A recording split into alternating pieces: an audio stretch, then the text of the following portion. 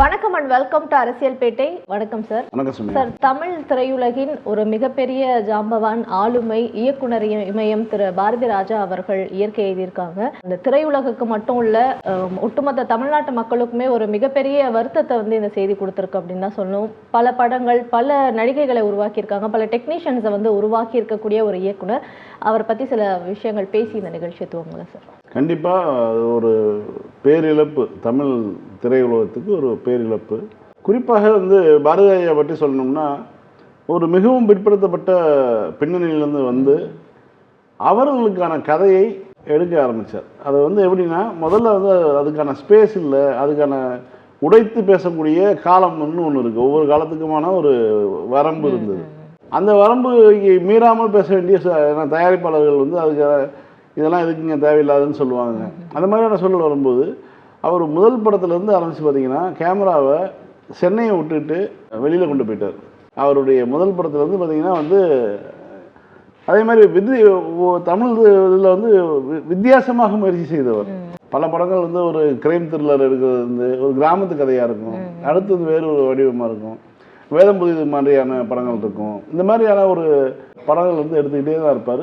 நிறைய ட்ரை பண்ணிகிட்டே இருந்தார். ஆனால் அதில் ரொம்ப முக்கியமாக அவருடைய பெண்கள், பாரதிராஜாவினுடைய பெண்கள் ரொம்ப முற்போக்கான விஷயமா இருப்பாங்க. கிராமத்து பெண்ணாக இருந்தாலும் ரொம்ப துணிச்சலான பெண்ணாக இருப்பாங்க. கிராமத்து பெண்ணாக இருந்தாலும் ஒரு கொலை செய்வதற்கு கூட, அதாவது ஒரு வில்லனை கொலை செய்கிறதுக்கு ஒரு நியாயமான காரணங்களுக்காக வில்லனை கொலை சொல்வது. அதே மாதிரி மனவிலக்கு போன்ற பிரச்சனைகள். ஒரு பையன் ஆணாதிக்கம் சமூகமாக இருக்குன்னா அந்த பொண்ணு உடச்சிட்டு வெளியில் வந்துடலாம் அப்படிங்கிற விஷயத்த பொது வெளியில் ரொம்ப சாதாரணமாக சொல்லிட்டு போயிடுவார். அதே மாதிரி பசுமன் மாதிரியான படங்களில் பொண்ணை கட்டி கொடுப்பார் சிவாஜி. அது உடனே குழந்தை பற்றின விதவையாயிடுவாங்க. மறுமணத்தை பண்ணி வச்சுருவார். குழந்தைய நான் வளர்க்குறேன்னு சொல்லிட்டு மறுமணத்தை பண்ணி வச்சுருவார். இது பெரிய மற்ற சமூகங்களுக்கு தெரியாத விஷயமா இருக்கும். ஒரு குறிப்பிட்ட சமூகங்களில் சாதாரணமானது. ஆனால் இந்த மனவிலக்குக்கு பிறகு இது மனவிலக்குங்கிறது பிரச்சனை கிடையாது. அதை துணிச்சலாக பெண்கள் மேற்கொள்ளலாம். ஒரு வாழ்க்கையில் அடிமைக்கு திருமணம் பண்ணுறவங்க ஒரு காரணத்துக்காக அடிமையாக இருக்க தேவையில்லைங்கிற விஷயத்தை ரொம்ப சாதாரணமாக அது மக்கள் மத்தியில் இருக்கக்கூடிய விஷயமாக அதை வெளிக்காட்டக்கூடிய படங்கள் சரி. அதே மாதிரி மறுமணம் செய்வதை ரொம்ப சாதாரணமான விஷயமா எடுத்து கொடுத்து சாதிய பிரச்சனைகளுமே நிறைய விஷயங்கள் அவர் தொட்டு போயிருப்பாரு. அந்த மாதிரி அவருடைய படங்கள் நிறைய சொல்லிட்டே போகலாம். இந்த நிகழ்ச்சி முழுக்க பேசக்கூடிய அளவில் இருக்கு.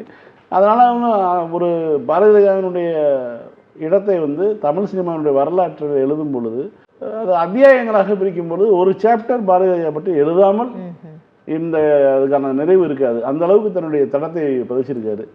கண்டிப்பாக அவருக்கு ஆழ்ந்த அஞ்சலிகள்.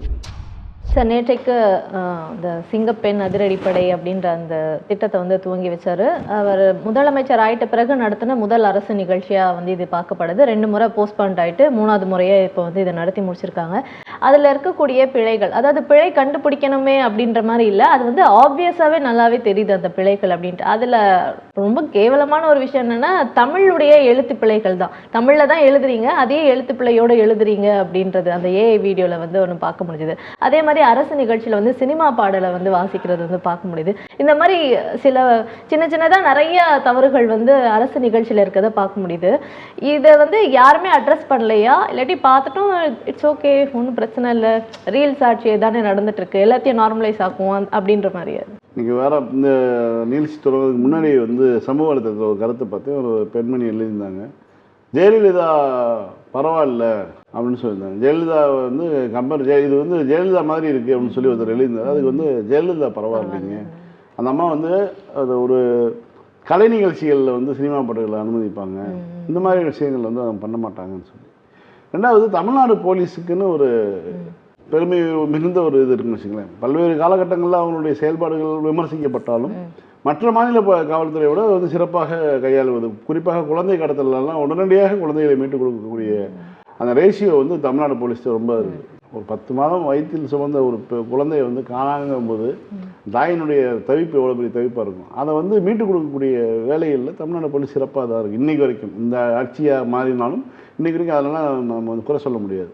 அந்த போலீஸை, அது போலீஸினுடைய பேண்டுக்குன்னு ஒரு இருக்குது. போலீஸ் பேண்டுங்கிறது அது ஒரு அதனுடைய அந்த பீடு மிகுந்த ஒரு விஷயத்தை வந்து நடைபோட்டு வரக்கூடிய போது அது அதை இசைக்கக்கூடிய இது தொடர்ந்து பயிற்சி எடுத்துகிட்டு இருப்பாங்க. அந்த அந்த பேண்டை வந்து சினிமா பாட்டு வாசிக்க வச்சு ஆலப்புறம் தமிழன்னு சொல்லி வாசிக்க வச்சிங்கன்னா அதை உட்கார வச்சு நீங்கள் ரசிக்கிறீங்கன்னா இது வந்து ஒரு நார்சிச மனநிலை, அவ்வளோதான் சொல்ல முடியும். நீங்கள் வந்து உங்கள் கையில் அதிகாரம் வந்துருச்சுன்னா என்ன நடக்கும் அப்படிங்கன்னா, அதான் துணை முதலமைச்சர் சொன்ன மாதிரி நீ வந்து ஒரு கோமாளியை வந்து அரசனாக்கினால் அரசவையை வந்து சர்க்கஸ் கூடாரமாக மாற்றி விடுவாங்கிறது தான். அது மாதிரி தான் நடந்துச்சு நேற்றைக்கு. பார்க்கும்போது வேதனையாக இருந்தது.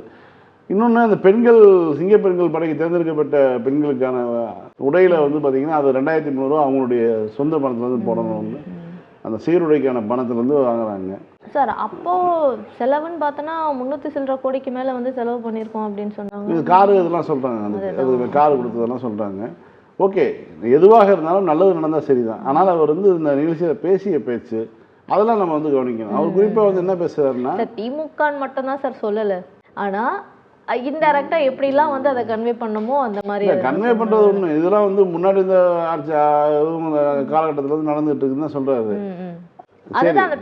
பார்க்கத்தானே போகிறோம் அப்படிங்கிற மாதிரி இருக்கு நமக்கு. நீங்கள் என்ன வேணாலும் பேசுங்க பிரதர், ஆனால் வந்து பார்க்க தான் போகிறோம். முதலமைச்சர் வந்து நேற்றைக்கு பேசும்பொழுது தனி மனித ஒழுக்கத்தை பற்றி பேசினார். அதே மாதிரி பெண்களுக்கு வந்து இழைக்கக்கூடிய குடும்ப வன்முறையை பற்றி பேசும்போது டக்குன்னு கேமரா பேனாகி நிதியமைச்சர் மேலே வைக்கிறாங்க. ஏன்னா அவர் மேலே ஒரு சொந்தக்காரங்க வீட்டுக்குள்ளே அண்ணன் பங்காளிகள் வீட்டுக்குள்ளே பூந்துக்கிட்டு அடித்த வீடியோக்கெல்லாம் வெளியாகி அதெல்லாம் இருக்கு இல்லையா, டக்குன்னு கேமரா வந்து அவருக்கு பேனாச்சு. அது நல்ல ஒரு அந்த பாவம் அந்த கேமராமேன் என்ன பண்ணான்னு தெரியல வச்சு விட்டாங்க. அதே மாதிரி வந்து இவர் முந்தைய அரசு அப்படின்னு சொல்லி பேசும்பொழுது அதுக்கப்புறம் தனி மனித ஒழுக்கம் இருந்தால் வந்து சமூகத்தை மாற்றுங்கிறாரு. அதாவது இதற்கு முன்பாக தேர்தலுக்கு முன்பாக திமுக அரசு தான் காரணம், ஒரு மாற்றம் வரணும், திமுக ஆட்சினால தான் இதெல்லாம் சொல்லி பேசிய நபர் வந்து இப்போ வந்து பிரச்சனை வந்து சமூகத்தினுடைய பிரச்சனை கிடையாது, அரசினுடைய பிரச்சனை கிடையாது, தனி மனிதர்களுடைய பிரச்சனை, தனி மனிதர்கள் ஒழுங்காக இருந்தால் போதும் அப்படிங்கிற மாதிரியான ஒரு டோன் எடுக்கிறார் இல்லையா. இவரே தான் வந்து சினிமாவில் வந்து அண்டால கொண்டாந்தாலும் இப்போ பத்தாவது சரக்கடிக்க அப்படின்னு சொல்லி பாட்டு பாடுவார். இந்த பக்கம் பார்த்தீங்கன்னா தனி மனித ஒழுக்கம் வந்து தான் வேணும்னு சொல்லி வந்து பேசிக்கிட்டு இருப்பார். முந்தைய ஆட்சியை குறை சொல்வது என்பது வந்து உண்மையாலுமே வந்து மிக மிக மிக மோசமான ஒரு செயல் தான். உங்களால் வந்து ஆட்சி பொறுப்பேற்று என்னோட 1 மாதம் ஆகுது. 1 மாதம் ஆகி நீங்கள் என்ன கிழித்தீங்கன்னு இருக்கு. திமுக ஆட்சி பொறுப்புக்கு வந்ததுடன் 1 மாதம் ஆனதுடன் ஒப்பிட்டு பாருங்க. 2021 1 மாதம் ஆனதுடன் நாளைக்கு நிகழ்ச்சியில் நான் எடுத்து வேணா காட்டுறேன். 1 மாதம் முதல் மாதத்தில் திமுக என்ன செஞ்சதுங்கிறத. இத்தனைக்கும் கொரோனா உச்சத்தில் இருந்த காலகட்டத்திலையும் திமுக என்ன செய்ததுன்னு பாருங்கள். இவர்கள் செய்ததையும் நம்ம பார்ப்போம். அதே மாதிரி இந்த மாதிரி ஒரு பேரை சொல்லி முதல் கையெழுத்து போட்டு அதை நடைமுறைப்படுத்துவதற்கே வந்து 1 மாதம் ஆயிருக்கு. 1 மாதம் ஆகி தான் வந்து நேற்றைக்கு 1 மாதத்துக்கு முன்பாக தொடங்கி வச்சிருக்காரு. தொடங்கி வச்சு இந்த போலீஸ்காரர்களுடைய மாண்பையும் கெடுக்கிற அளவுக்கு சினிமா பாடல்களை பாட வைத்து இன்னும் நிறைய விஷயங்கள் பண்ணி பேசி எல்லாம் முடிச்சுட்டு வந்திருக்காரு. குறிப்பாக இந்த ட்ரோன் படை அமைக்கப்படும் சொல்றாரு. நம்ம வந்து முதல் முறையாக ஆமாம் 2003 வருஷத்துக்கு முன்னாடி திமுக ஆட்சியிலே ட்ரோன் படை துவங்கிட்டாங்க. அது இல்லாமல் வந்து கோவிட் காலகட்டத்தில் இப்போ ட்ரோனை வைத்து யாரையும் கூடக்கூடாதுன்னு சொல்லிட்டு பிடிச்ச காட்சியெல்லாம் பார்த்தோம். அப்போவே தமிழ்நாடு காவல்துறை, அதாவது எடப்பாடியினுடைய ஆட்சி காலத்திலே தமிழ்நாடு காவல்துறை ட்ரோன்களை பயன்படுத்த தொடங்கிடுச்சு. குற்றவாளிகளை பிடிப்பதற்கு எல்லாமே ட்ரோன்களை இதாகிடுச்சு. இப்போ ட்ரோன் படை அமைக்கணும்னு சொன்னால் திமுக அமைத்த ட்ரோன் படை இவங்க திரும்ப அமைக்கணும். இப்போ இதுக்காக தான் வந்து ஒரு 6 நிமிட வீடியோ இருக்குது. இவங்க எதெல்லாம் காப்பி அடிச்சிருக்காங்க. அதாவது நம்ம திமுக அரசு செய்த திட்டங்களை எடுத்து திரும்ப ஆரம்பிக்கிறது, அதையே ரீஓபன் பண்ணுறதுங்கிற மாதிரியான வேலைகள் இருக்குல்ல, அந்த வீடியோ வந்து போடுங்க, மக்களுக்கு புரியட்டும். வணக்கம். தாவேக அரசை ரீல்ஸ் அரசுன்னு சொல்கிறோம். அது ரீல் அரசாகவும் இருக்குது அப்படிங்கிறது தான் உண்மை. ஏன் அப்படி சொல்கிறோம், என்ன காரணத்தினால அப்படி சொல்கிறோம்? திராவிட முன்னேற்ற கழக அரசுலையும் அதற்கு முந்தைய அரசுகள்லையும் தமிழ்நாட்டில் செயல்படுத்தப்பட்ட திட்டங்கள் எல்லாத்தையும் ஏதோ இவங்க வந்த பிறகு தான் நடக்கிற மாதிரி புதுசாக ஸ்டிக்கர் ஒட்டி ஒரு புதுசாக பிராண்ட் பண்ணி அதை மக்கள்கிட்ட விற்று தன்னுடைய ஆட்சிக்கு நல்ல பேர் வரும் மாதிரி செயல்படக்கூடிய ஒரு அரசாக இந்த அரசு இருக்கு. அது சின்ன சின்ன அளவில் ஆரம்பித்து மிகப்பெரிய திட்டங்கள் வரைக்கும் தன்னோட லேபிளை கொண்டு வந்து தன்னோட ஸ்டிக்கரை கொண்டு வந்து ஒட்டக்கூடிய ஒரு போக்கு தொடர்ந்துகிட்டே இருக்கு. உதாரணத்துக்கு பார்த்தீங்க அப்படின்னா, அரசாங்க பள்ளிக்கூட மாணவர்களுக்கு அப்படின்னுட்டு சில திட்டங்கள் இருக்கு. அதுலேயும் குறிப்பாக பள்ளி மாணவர்களுக்கான எக்ஸ்க்ளூசிவ் பஸ், ஸ்பெஷல் பஸ் விடுறது அப்படிங்கிறது போன அரசிலிருந்தே நடைமுறையில் இருக்கு. அதை வந்து அன்றைக்கு துணை முதலமைச்சராக இருந்த இன்றைய எதிர்க்கட்சி தலைவர் அவர்கள் தொடங்கி வச்ச செய்தி இன்னைக்கும் ஆன்லைன்ல இருக்கு, நம்ம எல்லாருக்கும் தெரியும். அப்படி இருக்கும் பொழுது டிவிகே வந்த பிறகுதான் மாணவர்களுக்குன்னு எக்ஸ்க்ளூசிவ் பஸ் விட்டா மாதிரி ஒரு பொய்யான போலியான செய்தியை பரப்பிட்டு இருக்காங்க. அதே மாதிரி அடுத்து 2வது பார்த்தீங்கன்னா, தொழில்துறை அமைச்சரே வந்து 21 நாளில் வந்து நாங்கள் எல்லா கிளியரன்ஸையும் கொடுப்போம், தொழில் அனுமதிகளை கொடுப்போம், சிங்கிள் விண்டோ மூலமாக கொடுப்போம் அப்படின்ட்டு அது ஏதோ புதுசாக இன்னோவேட்டிவாக இவங்க கண்டுபிடிச்சு இவங்க அந்த நடைமுறைக்கு கொண்டு வந்த மாதிரி ஒரு தகவலை பரப்புறாங்க. உண்மை என்ன அப்படின்னா, தமிழ்நாட்டில் கைடன்ஸ் நிறுவனம் மூலமாக எல்லா அனுமதியையும் ஒற்றைச்சாளர முறையில், அதாவது சிங்கிள் விண்டோ முறையில் செயல்படுத்தக்கூடிய திட்டம் ஏற்கனவே நடைமுறையில் இருக்கு. 21 நாளில் இதை ப்ராசஸ் பண்ணி கொடுக்கணும் அப்படிங்கிறதுக்கு நம்மகிட்ட கெசட் நோட்டிஃபிகேஷனே இருக்கு. ஆனால் இவங்க வந்த பிறகு அதை செய்கிற மாதிரி ஒரு ஸ்டிக்கரை ஒட்டி அதை மக்கள்கிட்ட விற்பனை செய்ய முயற்சி பண்ணுறாங்க. இது இப்படியே ஆரம்பிச்சோம்னா மாநகராட்சியில், தாம்பரம் மாநகராட்சியில் கம்ப்ரஸர் மூலமாக குப்பை அள்ளக்கூடிய கம்ப்ரஸர் இயந்திரத்தை வச்சுக்கிட்டு குப்பை அள்ளக்கூடிய ஒரு மெஷின் வாங்கியிருக்காங்க. அந்த மிஷின் வந்து டிவிகே வந்த பிறகுதான் தமிழ்நாட்டின் வரலாற்றிலேயே முதல் முறையாக நடக்குது அப்படின்ட்டு ஒரு ஸ்டிக்கரை விட்டுறாங்க. உண்மை என்ன அப்படின்னா, தாம்பரம் மாநகராட்சி 2025ஆம் ஆண்டே இதை வந்து பை பண்றதுக்கான ஆர்டரை போட்டு அந்த மிஷின் எலெக்ஷனுக்கு முன்னாடியே வந்துருச்சு. அதை வந்து இவங்க இப்போதைக்கு பயன்படுத்துறத வந்து இந்த அரசு தொடங்கியதா ஒரு ஸ்டிக்கரை ஒட்டுறாங்க. இதை அப்படியே கண்டினியூ பண்ணிட்டே வந்தோம்னா இதெல்லாம் சின்ன லெவல்ல அப்படின்னு பார்த்தீங்கன்னா, அடுத்தது நேற்றைக்கு ஒரு செய்தியை பரப்புறாங்க. 300 பேரை டிஎன்இபியில் மின்சார வாரியத்தில் 300 பேரை ஏடபிள்யூ போஸ்ட்ல இருந்து எக்ஸிக்யூட்டிவ் இன்ஜினியர் போஸ்ட்டுக்கு நாங்கள் ப்ரமோஷன் பண்ணியிருக்கோம். வரலாற்றிலேயே அதிகமான எண்ணிக்கையில் நடக்கக்கூடிய இந்த ப்ரமோஷன் அப்படிங்கிற கிளைமை டிவிகே தரப்புல இருந்து எடுக்கிறாங்க.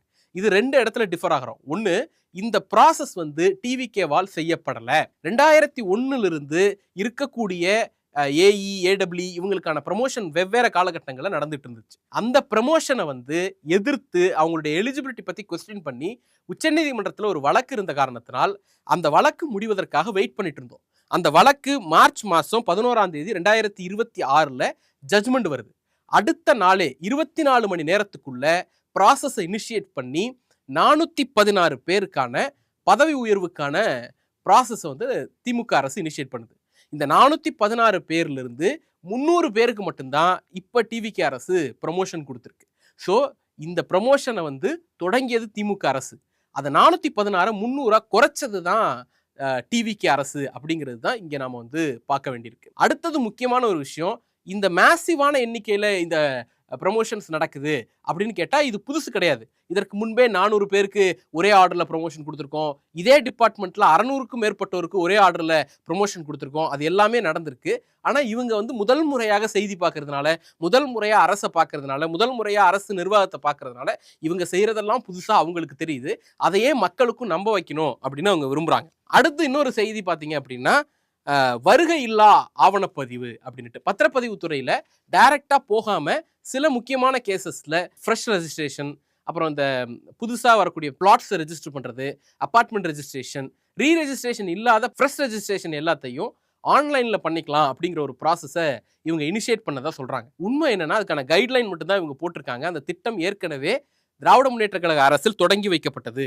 ஜனவரி மாதம் 23ஆம் தேதி 2026 ஸ்பிரிண்ட் 1 அப்படிங்கிறதுல தொடங்கி மார்ச் மாதத்தில் இதற்கான அரசாணையே போடப்பட்டுருச்சு. நீங்கள் வந்து ஆள் நேரடியாக வராமல் த்ரூ ஆன்லைன் ரெஜிஸ்ட்ரேஷன் பண்ணலாம் அப்படின்ட்டு. அதை எப்படி பண்ணுறதுங்கிறதுக்கான கைட்லைனை மட்டும் தான் இவங்க வெளியிட்டிருக்காங்களே தவிர இவங்க தான் அந்த திட்டத்தையே இனிஷியேட் பண்ண மாதிரி தங்களுடைய லேபிளை கொண்டு வந்து விட்டுறாங்க. அதுக்கு அடுத்தது இன்னொரு முக்கியமான விஷயம், மெட்ரிகுலேஷன் பள்ளிகளை வந்து ரினியூ பண்ணுறதுக்கு ஒவ்வொரு ஆண்டும் 3 லட்சம் ரூபா வரைக்கும் பணம் வாங்கிட்டு இருந்தாங்க. அதை இந்த அரசு வந்த பிறகு ஒழித்து கட்டிடுச்சு அப்படின்னு ஒரு கிளைமை தூக்கிட்டு வராங்க. உண்மை என்னன்னா, இதுக்கும் மார்ச் மாதம் 14ஆம் தேதி 2026 தெளிவான ஆர்டரை வந்து திராவிட முன்னேற்ற கழக அரசு போட்டுச்சு. 2000 ரூபா 3000 ரூபாயிலிருந்து 6000 ரூபா 10,000 ரூபா வரைக்கும் கொடுத்தா கூட போதும், அந்த பணத்தை வச்சுக்கிட்டு ரினிவல் நம்ம முடிச்சிட முடியும் அப்படின்ட்டு ரினிவல் ஃபீஸை லட்சக்கணக்கில் இருந்து 2000, 4000, 6000, 10,000ன்னு குறைச்சது திராவிட முன்னேற்ற கழக அரசு. இன்னைக்கு வந்து அதுக்கும் அதை எக்ஸிக்யூட் பண்ணுறதுக்கு வந்து தாங்க தான் இன்னோவேட் பண்ண மாதிரி, தங்களே அதை ஆர்ஜினேட் பண்ண மாதிரி ஒரு ஸ்டிக்கரை கொண்டு வந்து ஒட்டுறாங்க. சரி, இதெல்லாம் கூட பரவாயில்ல, பெரிய பெரிய விஷயங்கள் அப்படின்னு நம்ம நினைக்கலாம். ஒரு டேக்லைனை கூட திருடக்கூடிய ஒரு அரசாக இந்த அரசு இருக்கு. அதுக்கான கிளைமை கூட திருடக்கூடிய அரசாக இருக்கு. உதாரணத்துக்கு மாண்புமிகு பள்ளிக்கல்வித்துறை அமைச்சராக திராவிட முன்னேற்ற கழக அரசுல இருந்த அன்பில் மகேஷ் பொய்யாமொழி அண்ணா அவர்கள் எங்க போனாலும் ஒரு விஷயத்த சொல்லுவாரு, அரசு பள்ளிங்கிறது வறுமையுடைய அடையாளம் கிடையாது, அது பெருமையின் அடையாளம் அப்படின்னுட்டு. இன்னைக்கு அதை இவங்க தூக்கிட்டு பாருங்க, இத்தனை நாள் அரசு பள்ளி இப்படிதான் இருந்துச்சு, யாராவது இது வறுமையின் அடையாளம் இல்ல பெருமையின் அடையாளம்னு சொல்லியிருக்காங்களா, எங்க அண்ணன் வந்த பிறகுதான் சொல்லியிருக்காரு அப்படின்னுட்டு. நீ முத பாக்குறதுனாலயே அது முதல்ல சொல்லப்பட்டது ஆகாது அப்படிங்கறத அந்த தம்பிகளுக்கு நம்ம சொல்ல வேண்டிய கடமை இருக்கு. இதெல்லாம் மொத்தமா பார்க்கும்போது ஒன்னே ஒண்ணுதான் சொல்ல தோணுது, இதுக்கு எதுக்குடா வெள்ளையஞ்சல்லையமா தெரியணும். சார் 2 நாளைக்கு முன்னாடி தான் நம்ம பார்த்தோம், தமிழ்நாட்டுக்கு வர வேண்டிய முதலீடுகள்லாம் ஆந்திராவை நோக்கி போயிட்டு இருக்கு அப்படின்ட்டு. உடனே சோஷியல் மீடியாவில் நம்மளுடைய இந்த துறை சார்ந்த அமைச்சரை பற்றி, அமைச்சர் கீர்த்தனா அவர்களை பற்றி எடுத்து நிறைய பேர் சொன்னாங்க. அதாவது இந்த விஷயங்கள்லாம் நடக்குது, ஆனால் நீங்கள் அங்கே ரீல்ஸ் போட்டுட்டு இருக்கீங்களே அப்படின்ற மாதிரி பொதுமக்களே கேள்வி கேட்டிருந்து பார்த்தோம். இப்போ கீர்த்தனா அவர்கள் என்ன சொல்றாங்கன்னா, ஹுண்டாயோட எம்ஓ நடந்திருக்கு அப்படின்ற மாதிரியான விஷயங்கள் சொல்லியிருக்காங்க. ஆனால் 2025 ஹுண்டாயோட எம்கேஎஸ் அவர்கள் முதலமைச்சராக இருக்கும்போதே எம்ஓயுக்கு சைன் பண்ணி எல்லாமே முடிச்சாச்சு அப்படின்ற ஒரு தகவலும் இருக்குல்ல, அப்ப நடந்த கான்க்ளேவ்ல. திரும்ப இன்னொரு 6 நிமிஷம் வீடியோ போடணும். இந்த வீடியோ தயாராகிறதுக்குள்ளேயும் அதை பார்த்தீங்கன்னா அதுக்குள்ளேயும் ஒரு 4 சம்பவத்தை இதே மாதிரி பண்ணி வச்சிருக்காங்க. ட்ரோன் படை அமைக்க போகிறோம் அப்படின்னா அந்த ட்ரோன் படை ஏற்கனவே இருந்தது, அதுக்கு நேற்றைக்கு சொல்லியிருக்காங்க. இதே மாதிரி தான் இந்த தென்கொரிய பயணத்தில் இவங்க போய் நேரடியாக போய் பேச்சுவார்த்தை நடத்தி சத்தம் இல்லாமல் சாதிச்சிட்டாங்க அப்படின்னு இது பண்ணிட்டு இருக்காங்க. இவங்களுக்கு புரிய மாட்டேங்குது, இந்த இளைஞர்களுடைய அப்கமிங் இருக்கு இல்லையா, அது என்னவாக இருக்கும். தத்துவம் இல்லாத இளைஞர்களுடைய ஒரு கோட்பாடு தத்துவமோ எதுவுமே இல்லாத இளைஞர்களுடைய அரசியல் மாற்றம் என்னவாக இருக்கும் அப்படின்னா, அஸ்ஸாமில் மகந்தா புரட்சி சொல்லுவாங்க. அவர் மகந்தா ஆட்சியை பிடித்தார். அஸ்ஸாம் மாணவர்கள் புரட்சியின் மூலமாக ஜனநாயக ரீதியாக ஆட்சியை கைப்பற்றினார். அந்த கட்சி என்ன ஆச்சு அப்படிங்கிறது இந்திய வரலாறு படிக்கக்கூடியவர்களுக்கு, அரசியல் வரலாறு தெரிஞ்சவர்களுக்கு தெரியும். ஏனென்றால் அடிப்படையில் அவர்களுக்கு ஏதோ ஒரு மாற்றத்தை முன்வைக்கிறோம், காங்கிரஸை வீழ்த்த வேண்டும் அப்படிங்கிற ஏதோ ஒரு விஷயத்தை மட்டும் சொல்லிட்டு மக்களை கன்வின்ஸ் பண்ணாங்களே தவிர அவர்களுக்கு பின்னால் தத்துவம் கிடையாது. இப்போ திமுகவுக்கு ஒரு தத்துவம் இருக்கு, அது மக்களுக்கு பிடிக்கிறதோ பிடிக்கலையோ அதை கையில் திமுக எப்போதும் வச்சிருக்கோம். சமூக நீதி அப்படிங்கிற இது இருக்கு பார்த்தீங்களா, அது பெரும்பான்மை மக்களுக்கு பிடிக்காத விஷயமா இருக்கலாம். சாதி, எனக்கு சாதி பிடிக்கும், நான் சாதியை ஃபாலோ பண்ணுவேன்னு சொல்லக்கூடிய மக்களுக்கு எதிரான விஷயமா இருக்கலாம். இந்த மாதிரியான மதசார்பு உள்ள கருத்துக்கள் கொண்ட நபர்களுக்கு எதிரான ஒரு கருத்து கொண்ட கட்சியாக திமுக இருக்கலாம். ஆனால் திமுகவுக்கு என்று ஒரு தத்துவம் இருக்கிறது, ஒரு கோட்பாடு இருக்குது, அரசியல் நிலைப்பாடு இருக்கிறது. அதன் காரணமாக அதன் அடிப்படையில் அதை நோக்கி பயணத்தை முன்வைக்கிறாங்க. எல்லோருக்கும் எல்லாம், சமூக நீதி, இது போன்ற விஷயங்களை முன்வைத்து தான் திமுக செயல்பட்டு இருக்கு. அப்போ திமுக எந்த தேர்தலை சந்தித்தாலும் எதை செய்தாலும் அதை நோக்கி இதெல்லாம் திட்டங்களை இதெல்லாம் நாங்கள் ஆட்சி பொறுப்புக்கு அதெல்லாம் செஞ்சு கொடுப்போம், எங்கள் கையில் அதிகாரம் அதெல்லாம் செய்வோம்னு சொல்லி வாக்குறுதியில் கொடுத்து வருவோம். இப்போ இவங்க சொல்லி வந்திருக்காங்கல்ல, இதை எதையாவது சாதிக்க முடியுமான்னு பாருங்க. இப்போ மோதிரம் போடுறோம், தாலிக்கு தங்கம், திருமணத்துக்கு தாய்மாமன் சீரு, அதுக்கப்புறம் பங்காளியை கெடா வெட்டு அப்படின்னு சொல்லி விதவிதமா சொல்லிட்டு வந்திருக்காங்க. ஒரு மாசத்துலயே பாவம் நிறைய பேர் குழந்தைய பிறந்திருக்கும், கல்யாணமா நடந்திருக்கும். குழந்தை பிறந்தா கால் பவுன் தங்கம் போறேன் இருக்கு.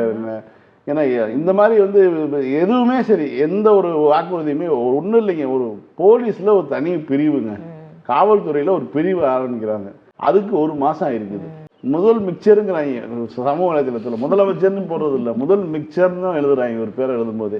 அந்த அளவுக்கு தான் இவருடைய செயல்பாடுகள் இருக்குது. இப்படி இருக்கும்போது இந்த மாதிரி தொழில்துறை வளர்ச்சி அப்படிங்கிறது இன்னொரு ஒரு ஜெராக்ஸ் காப்பி எடுக்கக்கூடிய விஷயம் தான். திமுக செய்த விஷயங்கள், எம்ஓயு சைன் பண்ண விஷயங்கள் இதுதான். இப்போ இன்னொரு விஷயம் என்னன்னா, எம்டிஎல் நிறுவனம் இதுக்கு ஆந்திராவுக்கு போயிருச்சு அப்படின்னு சொல்லி பேசிட்டு இருக்காங்க இல்லையா, அவர்கள் சொன்னாங்க நாங்கள் இப்பயும் காத்துட்டு தான் இருக்கோம், தமிழ்நாடு அரசுல இருந்து எந்த விதமான ரெஸ்பான்ஸ் இல்லைன்னு சொல்லி ஒரு இந்து பத்திரிகை அவங்க ஒன்றிய கப்பல் துறை அந்த இதுல தகவல்களை பெற்று போட்டிருக்காங்க. அதாவது தமிழ்நாடு அரசுல இருந்து அவங்க மூவ் பண்ணவே கிடையாது, அவரிடம் பேச்சுவார்த்தையை நடத்த கிடையாது அப்படின்னு சொல்றாங்க. இப்போ இந்த ஹுண்டாய் நிறுவனம் வரப்போகுது, அதனால தான் இவங்க போறாங்கன்னு சொல்றாங்க. அதுக்கு இதுக்கு சம்மந்தம் கிடையாது. இது ஒரு கிரீன்ஃபீல்டு, எப்படி கிரீன்ஃபீல்டு ஏர்போர்ட்டோ அது மாதிரி கிரீன்ஃபீல்டு துறைமுகங்கள், அதுக்கேற்ற மாதிரியான விஷயங்கள் இவங்க ப்ராஜெக்டில் கொடுத்துருக்காங்க.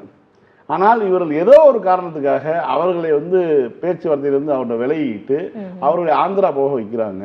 அதை நரன் லோகேஷ் தமிழ்நாட்டில் தொழில்துறை அமைச்சராக கீர்த்தனா வந்தால் ஆந்திராவினுடைய துணை முதலமைச்சர் வாழ்த்துறாரு, எல்லாம் பண்ணுறாருன்னா, இந்த நிறுவனம் என்ன சொல்கிறாங்க, எங்கள்கிட்ட நாங்கள் இன்னமும் விருப்பமாக தான் இருக்கோம், தமிழ்நாட்டில் எங்களுடைய துறைமுக பணிகளை ஆரம்பிக்க விருப்பமாக தான் இருக்கும், ஆனால் அங்கேருந்து தான் எந்த விதமான ரெஸ்பான்ஸும் வரமாட்டேங்குது அப்படின்னு சொல்லிட்டு இருக்காங்க. தகவல் வருது. அப்போ இவர்கள் வேண்டுமென்றே ஆந்திராவுக்கு ஆதரவாகவே செயல்படுறாங்களாங்கிற சந்தேகம் இன்றைக்கு வந்திருக்கக்கூடிய இந்து பத்திரிகை செய்தியின் மூலமாக நமக்கு வந்து வலுக்கிறது. இந்த தூத்துக்குடியை சேர்ந்த இந்த அமைச்சர் ஸ்ரீநாத் அவர்கள் வந்து சொல்லுவாங்களே, இது நோ வந்து கமெண்ட்ஸ் சொல்லுவாரு. வேற என்ன சொல்லுவாரு? அவர் ஏதாவது அவரு step எடுக்கலாம் மைக் எடுத்து இல்லையா? போனா நோ துறைமுகம் கமெண்ட்ஸ் சொல்லுவாரு. இது வரைக்கும் வந்து அதுல ஒரு கொலேஜ் போட்டிருந்தாங்க. 6 இடத்துல வந்து நோ கமெண்ட்ஸ் அப்புறம் பேசிக்கலாம். அவ்வளவுதான். டிரைவர் வண்டி எடுப்பான். சரி, அப்போ இவரை பத்தி அப்புறமா பேசலாம். அப்புறம் பேசலாம். Fine sir. சார், இந்த சூரிய சக்தியை வச்சு மின்சாரம் உற்பத்தி செய்யக்கூடிய இந்த ப்ராசஸ்ல வந்து தமிழ்நாடு ரொம்ப பின்தங்கி இருக்கு அப்படின்ட்டு அதனாலதான் மின்வெட்டு இன்னைக்கு காரணம். அதாவது டெய்லி ஒரு காரணம் சொல்லிட்டு இருக்காங்க இல்லையா? இன்னைக்கு காரணம் என்னன்னா, மின்சாரத்தில் வந்து தமிழ்நாடு, அதாவது மரபுசாரா மின்சாரத்தில் வந்து தமிழ்நாடு வந்து பின்தங்கி இருக்குது. குறிப்பாக வந்து சோலாரில் வந்து நம்ம வந்து பின்தங்கி இருக்கணும்னு சொல்லியிருக்காங்க. யாரு? நிர்மல்குமார் சொல்லியிருக்காரு. மக்களை எப்படி மண்டையை கழுவுறதுன்னு அவங்களுக்கு நல்லா தெரிஞ்சிருக்கு. என்ன உண்மையை பேசக்கூடாது, மக்களை ஏமாற்றுறதுக்கு எப்படி. ஏன்னா ஃபீஸ் கேரியர் பிடுங்குறாங்க, அதனால வந்து போச்சுன்னு சொல்லி நேற்று சொன்னாரு. ஃபீஸ் கேரியர் அப்போ திமுக ஐடிவிங்கில் தான் கேட்டாங்க, என்ன சார் ரியலாகவே இல்லையே அப்படின்னு கேட்டாங்க. பகலில் ஃபீஸ் கேரியர் பிடுங்குன்னு போனால் நைட்டில் எப்படா கரண்ட், அது திரும்ப வந்து எப்படா கரண்ட் வருது. இப்போ ஃபீஸை மாட்டி வந்து திருடே விளாண்டுட்டு போகிறாங்க, என்னங்களா உங்களுக்கு அப்படிங்கிற மாதிரி தான் இருந்தது. இப்போ நேற்றைக்கு அது இப்போ இன்றைக்கி என்ன சொல்லியிருக்காங்க, சோலார் இதில் வந்து உற்பத்தி இல்லைன்னு. தமிழ்நாட்டில் அடித்த வெயிலுக்கு கடந்த நீங்கள் ஜனவரியிலேருந்து இப்போ வரைக்கும் அடிச்சு பாருங்க, தமிழ்நாட்டில் மழையே பெய்யலை, வெயில். இதை விட இன்னொரு முக்கியமான ஒரு செய்தி என்னன்னா, இந்த மரபுசாரா எரிசக்தி துறையிலேருந்து இந்திய அரசிலிருந்து தொடர்ந்து வரக்கூடிய தகவல், தமிழ்நாடு வந்து 2ஆம் இடம் 3ஆம் இடத்துல தான் தொடர்ந்து 4 ஆண்டுகளாக சோலார் மின் உற்பத்தியில் இருக்குது. இந்திய அளவில் 2ஆம் இடம் 3ஆம் இடங்களில் தொடர்ந்து தமிழ்நாடு வந்து இருக்குது. அப்படி இருக்கும்போது எப்படி வந்து பற்றாக்குறைன்னு சொல்ல போச்சு. கூடுதலாக இப்போ பல்வேறு வகையில் வந்து மின்சாரம் நம்மளுடைய தேவைகள் வந்து இருக்குது. அதில் வந்து மிக முக்கியமாக சோலார் வந்து இது தருதுங்கிறத வந்து இந்திய அரசே ஒப்புக்கொண்ட ஒரு தகவல். அப்போ இப்போ மக்களை ஏமாற்றுவதற்கு அடுத்தடுத்து என்னென்ன போய் சொல்கிறான்னு பாருங்க. இப்போ ஒரு மழைக்காலம் அதிகமாக இருக்குது, மேகமூட்டம் அதிகமாக இருக்குது, பருவநிலை காலம்னா வந்து மின்சாரம் வந்து சோலார் மின் உற்பத்தி குறையும். அதே நேரத்தில் இப்போ தென்மேற்கு பருவமழை ஆரம்பிச்சிருச்சுன்னா காற்று வந்து கை கொடுக்க ஆரம்பிச்சிடும். இந்த முறை வந்து காற்று இன்னும் பெருசாக அடிக்க ஆரம்பிக்கல, பெரிய அளவில் வந்து காற்றாலை மின் உற்பத்தி வரல. ஆனால் சோலார் வந்து இன்னைக்கு வரைக்கும் வெயில் அடிச்சிட்டு இருக்கு, இப்போ வரைக்கும் உற்பத்தி ஆகிட்டு தான் இருக்குது. ஆனால் தெரிஞ்சே வந்து ஒரு அமைச்சர் மீண்டும் போய் சொல்றாருன்னா அது நம்ம என்னதான் சொல்றதுன்னு தெரியல. ஒரு நிகழ்ச்சியை வச்சு பேசுகிறோம், தினமும் பேச வேண்டிய ஒரு செய்தியாக வந்து மின்சாரமும் மின் தட்டுப்பாடும் மின் வெட்டும் இருக்கிறது அப்படிங்கிறது வந்து மக்களுடைய பரிதாபத்தை, மக்களுடைய பாடுகளை நான் வந்து அம்பலப்படுத்தணுங்கிற நோக்கம் தான். இன்னொரு பக்கம் அரசு தினமும் ஒரு பொய்யை சொல்லிட்டு இருக்குங்கிற உண்மையே சொல்றது தான். மத்திய பிரதேச தேர்தல், அதாவது மாநிலங்களவை அந்த எம்பி தேர்தலில் வந்து காங்கிரஸ் சார்பாக மீனாட்சி நடராஜன் அவர்கள் வந்து போட்டியிடுறதுக்கு மனு கொடுத்துருந்தாங்க. அந்த மனு வந்து நிராகரிச்சிருக்காங்க. அதுக்கு ரீசன் என்னவா சொல்றாங்கன்னா, இவங்க மேலே இருந்த அந்த குற்றச்சாட்டை வந்து அவங்க வந்து மறைச்சிருக்காங்க அப்படின்ட்டு பாஜக வந்து ஆட்சேபனை தெரிவிச்சிருக்காங்க. அதனால தான் நாங்கள் வந்து நிராகரிச்சிட்டோம் அப்படின்றாங்க. இது எந்த அளவுக்கு பாசிபிள் சார்? இதெல்லாம் வந்து சாத்தியமா, இல்லை பாஜக ஆட்சியில் மட்டும்தான் இதெல்லாம் வந்து சாத்தியம்? சரி, அது ஓகே. இவங்க மட்டும் எந்த அளவில் யோக்கியம்? பாஜக, காங்கிரஸ் தானே இப்போ வந்து மீனாட்சி நடராஜன் பேரில் இருந்த ஒரு வழக்கை வந்து அவங்க அவர் வீட்டில் சொல்லலைன்னு சொல்லி புகார் கொடுத்தாங்க. இப்போ இது பண்ணியிருக்காங்க. உனக்கு ஆவணும்டா அப்படிங்கிற மாதிரி தான் இருக்கு. தமிழ்நாட்டில் தேர்தலுக்கு முன்பாக ஒரு மாநில பதவி வாங்கினீங்க திமுக. என்ன அந்த பக்கம் திமுக வந்து 28 சீட்டும் ஒரு மாநில பொறுப்பு வாங்கி எடுத்துக்கிட்டீங்க. உடனே பார்த்தீங்கன்னா இப்போ அடுத்து இப்போ தாவேக்காட்ட போய் முதல்ல வந்து அந்த புரோக்கரேஜ் கமிஷன் மாதிரி வந்து அவங்கள்ட்ட ஒரு மாநிலங்களவை பதவி வாங்கிட்டீங்க. அப்போ வந்து நீங்கள் இப்போ ஒரு மாநிலங்களவை பதவிக்காக திமுகவினுடைய முதுகில் குத்தி விட்டு ஓடிய காங்கிரஸுக்கு இதுக்கு நம்ம வந்து எந்த வகையில் பேச முடியும்? ஜனநாயக விரோதமாகவே இருக்கட்டும், நீ பண்ணது என்ன? நீ வந்து அடிப்படை வந்து ஜனநாயகத்தை கூட விட்டுருங்க, ஒரு அரசியல் ரீதியாக ஒரு நட்பு ரீதியாக எல்லா வகையிலுமே ஒரு துரோகம்ங்கிறது வந்து எல்லா வகை துரோகமும் ஒன்று தான். நீ வந்து ஒரு கட்சிக்கு பண்ண துரோகம், அரசியலுக்கு பண்ண துரோகம், மக்களுக்கு நீங்கள் உனக்கு காங்கிரஸுக்கு எதுக்கு வாக்கு விழுந்தது? திமுக கூட்டணியில் இருக்கேங்கிற காரணத்துக்கு தான் வாக்கு விழுந்தது. அப்போ அந்த கட்சியை வந்து தேர்தல் வாக்கு எண்ணி முடிக்கிறதுக்கு முன்னாடியே ஓடி போயிடும். நீங்கள் வந்து இந்த மாதிரிலாம் கஷ்டப்படும் போது நம்ம என்ன பண்ண முடியும்? பாவம், அவங்களுக்கு சப்போர்ட் பண்ணி என்ன பண்ணுறது, வருத்தமாக தான் இருக்குது அப்படின்னு கில்லி படத்தில் அந்த அம்மா சொல்ற மாதிரி சொல்லிட்டு போக வேண்டியதுதான். ஃபைன் சார், திரும்ப நாளைக்கு இதே நிகழ்ச்சியில் சந்திப்போம். மீண்டும் நாளை இரவு 9:30 மணிக்கு அரசியல் பேட்டை நிகழ்ச்சியில் சந்திக்கலாம். நன்றி.